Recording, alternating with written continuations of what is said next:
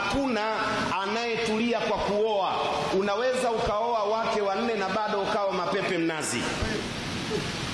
Isipokuwa tunatulia kwa vitu vya wanawake. Litaskunu ilaiha, kaficha wenyewe wanasema majazu na akli. Litaskunu ilaiha inna qaumi tajamma'u wa fi qatli tahaddathu wala ubali bijam'ihim kullu jam'in muannathu. Litaskunu ilaiha. Kwa hiyo wanamume tutafute vitu vya wanawake, tuviteweze, watupe. Wanawake wana hazina kubwa ya mapenzi.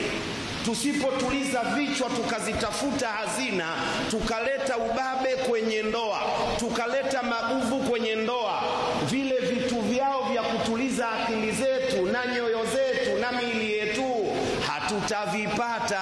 Tuliza akili, tuliza moyo wako. Namna gani utamvuta mwanamke? Kwa sababu mwanamke Mungu alivyomuumba amemwekea vitu havihitaji university, vinakuja irtijalan. Na hivyo anapo mwanamke tu, mwingine yote akiamua na mimi niolewe, hivyo hawezi kuwa navyo. Sharti awe mwanamke. Ndiyo maana litaskunu ilaiha.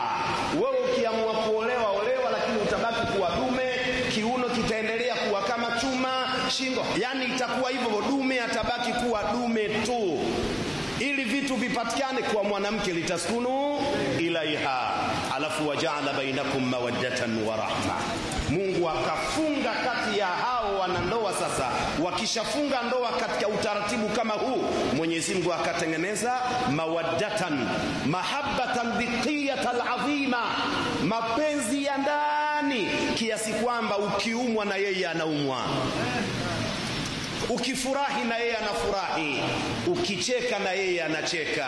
Maridhal habibu fazurtuhu famaridtu faatal habibu yazuruni fabaritu.